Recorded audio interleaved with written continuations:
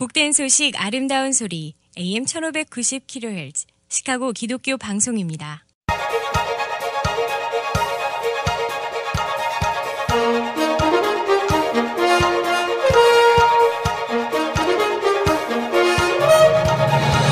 김정일 해설위원의 시사 해설. 세상을 넓게 봅니다. 삶의 지평이 넓어집니다.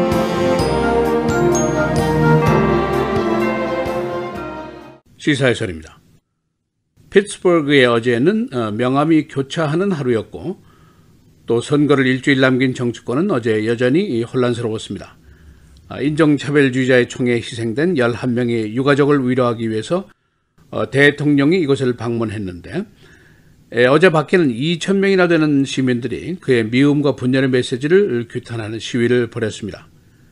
그리고 대통령이 함께 가자고 권유를 했던 상원, 하원의 리더들 그리고 피츠버그 시장조차도 대통령과의 동행을 거부했습니다.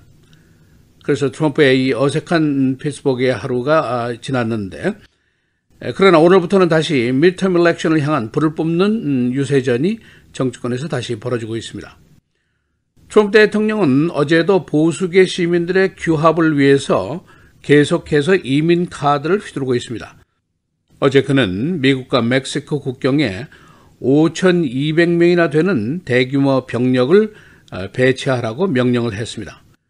그리고 또 한 가지 헌법 14조의 명기가 된 출생지주의 국적 조항을 대통령 행정명령으로 폐기하겠다라고 약속을 했습니다. 일각에서는 이 대규모 병력 배치가 대통령이 가지고 있는 국가안보 권한을 정치적으로 오용한 것이다 하는 비난이 있고 또 출생지주의 헌법 조항을 대통령 명령으로 취소하겠다는 것은 불가능한 것인데 이것은 정치적인 쇼가 아니냐 그런 핀잔도 일어나고 있습니다. 오늘은 트럼프 대통령이 어제 피츠버그 방문 소식 그리고 멕시코 국경 병력 배치 또 헌법 14조 폐기 조치 등의 소식을 풀어드리겠습니다. 이 트럼프 대통령이 피츠버그로 가기 전부터 현지에서는 웰컴 그리고 unwelcome이 충돌을 하고 있었습니다. 트럼프로서는 안 가도 욕을 먹고 가도 욕을 먹는 상황이어서 결국 가는 수밖에 선택의 여지가 별로 없었습니다. 그가 곤혹스러운 입장에 빠지게 된 것은 그의 분노와 분열의 메시지가 결국 극렬주의자들에게 그린라이트로 작용했다는 언론과 주이시 커뮤니티의 생각 때문이었습니다.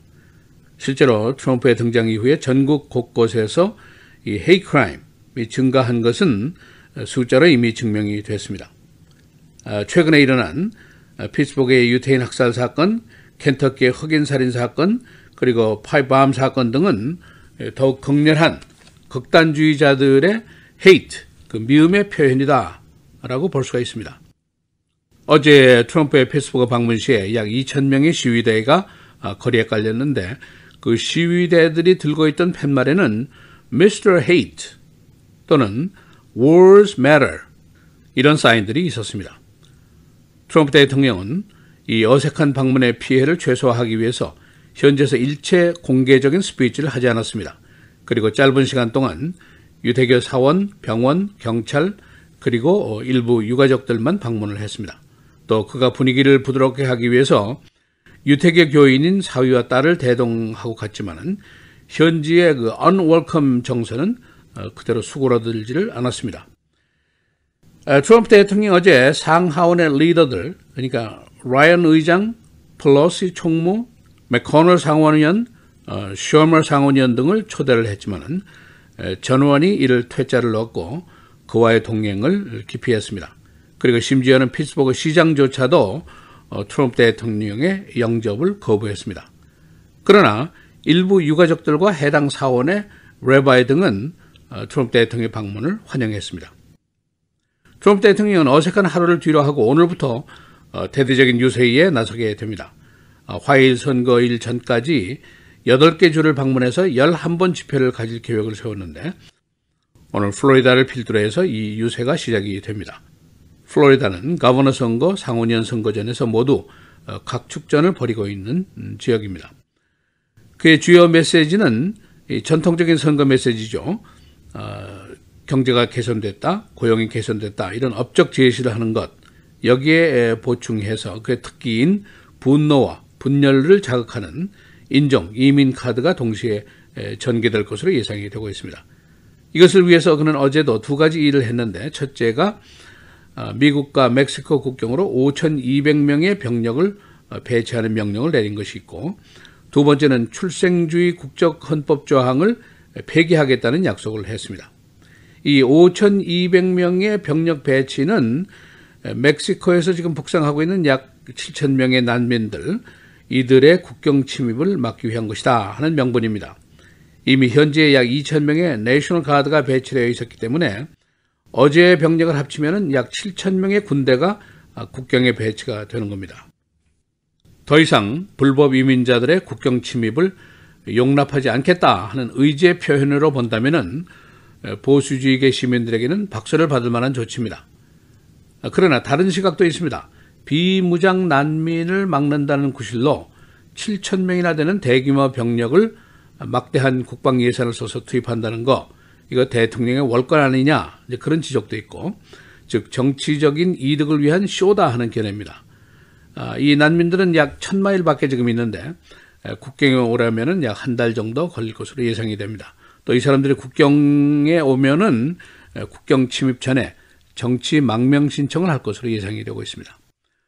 또 한 가지 birthright citizenship 출생주의 시민권 부여 제도인데 미국의 헌법 제14조는 누구든지 미국의 영토 내에서 태어나면 미국 시민이다라고 규정을 하고 있습니다.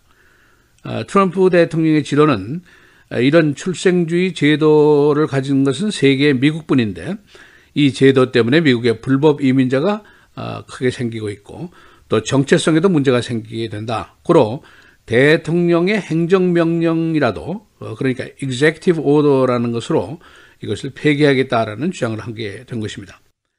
그러나 이제 헌법이 모법이고 대통령의 행정명령이라는 것이 헌법보다 우선한다는 것은 있을 수 없는 일이다. 이것은 대단한 학자가 아니라도 일반 시민들도 다 아는 이야기입니다. 그런데 왜 이런 얘기를 했느냐? 그 해석들이 이제 분분한데 일단 이런 이야기를 던져놓고 소송이 제기되면은 싸우면서 보수계 시민들의 민심을 얻고 또 선거전에서는 확실한 반이민 메시지를 던질 수가 있고 그러니까 정치적으로 손해볼 게 없다 하는 계산이 있을 것이다 하는 풀이가 많습니다.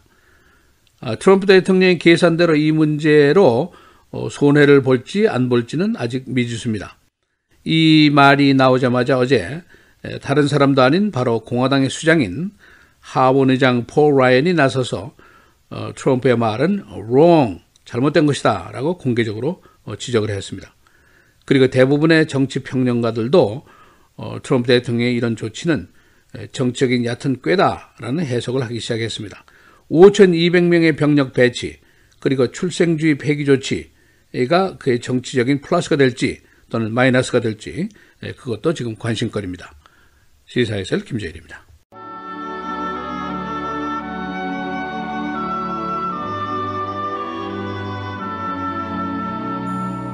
내가 또 그에게 새벽별을 주리라. 귀 있는 자는 성령이 교회들에게 하시는 말씀을 들을지어다.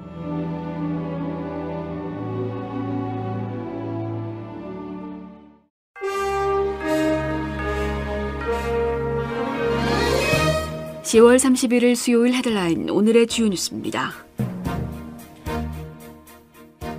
정치의 중대 분수령이 될 11월 6일 중간선거가 엿새 앞으로 다가온 가운데 공화민주양당의 막판 유세전이 치열합니다.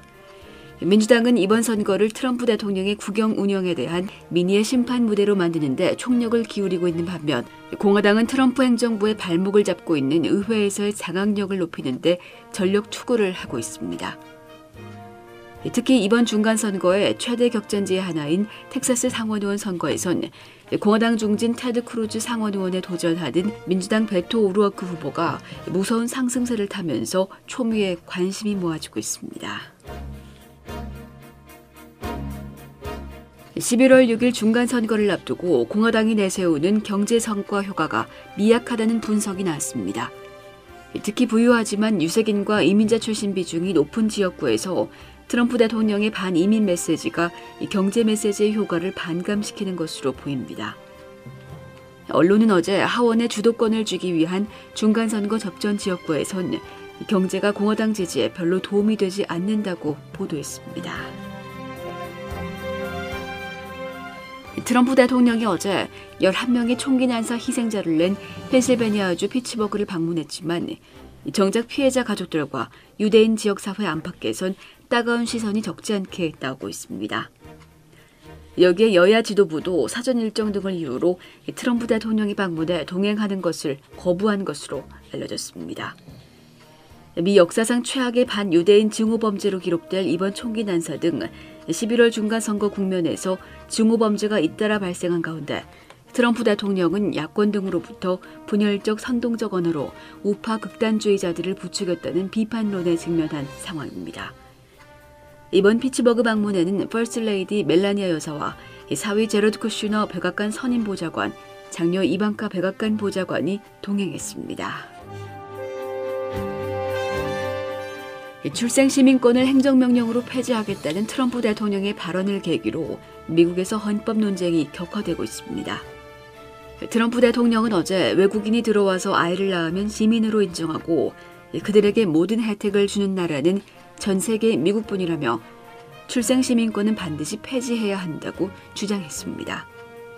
트럼프 대통령이 폐지할 것이라고 밝힌 출생 시민권은 수정헌법 14조에 명시됐습니다.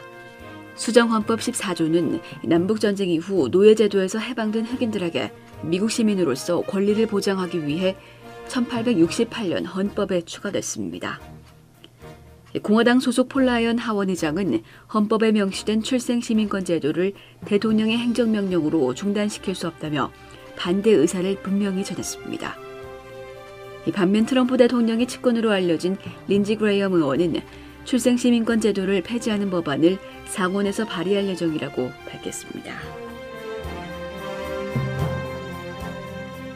경찰이 약 2달 전 실종됐던 사우디 자매의 원인 불명의 죽음을 조사하고 있습니다. 지난 8월 실종 신고가 접수된 탈라팔리와 로타나팔리 자매는 지난 24일 뉴욕 허드슨강 강변에서 숨진 채 발견됐습니다. 언론은 이들 자매가 서로의 발목과 허리를 접착 테이프로 동여맨 뒤 강에 뛰어내려 자살했을 것으로 추측했지만 이들 자매의 모친은 시신 발견 하루 전 주미 사우디 대사관으로부터 미국을 떠날 것을 종용하는 전화를 받았다고 경찰에 진술했습니다. 할로윈데이 어린이들의 캔디 외출에 부모들의 주의가 요망됩니다. 경찰은 라조스팍 등 최근에 범죄 발생한 지역을 상기시키면서 부모들이 동반한 큰 거리 외출을 강조했습니다. 오늘 시카고 지역의 대부분 한인 교회들은 어린이들을 위한 특별 집회를 준비하고 있습니다. 락킨 맥다널 사건, 현장 동료 경찰들의 사실 은폐와 관련된 재판이 준비되고 있습니다. 쿡카운티 법원은 어제 현장 경찰관 3명의 사실 은폐 혐의에 대한 사전 심리를 열었습니다. 검찰은 이들이 가해 경찰 벤다익을 보호하기 위해 사실과 다른 현장 증언을 한 혐의로 이들을 기소했습니다. 파산으로 폐점한 칼슨 백화점이 일부 스토어를 다시 개장할 예정입니다. 칼슨사는 오는 블랙 프라이데이에 에버그린 파크의 칼슨이 다시 재개점한다고 밝혔는데 내년 2월에는 블루밍데일 스토어도 다시 문을 열 예정입니다. 칼슨은 지난 8월에 파산을 선언하면서 전 스토어의 문을 닫아줬습니다. 날씨입니다. 오늘은 구름 많겠고 기온은 어제보다 낮겠습니다. 낮 최고 59도, 밤 최저 46도. 내일과 금요일도 대체로 흐린 날씨 이어지겠습니다. 내일 낮 최고 52도, 밤 최저 40도. 금요일 낮 최고 49도, 밤 최저 35도. 토요일은 맑은 하늘을 되찾겠지만 밤사이 일부 지역에는 비가 내리는 곳도 있겠습니다. 낮 최고 51도, 밤 최저 43도입니다.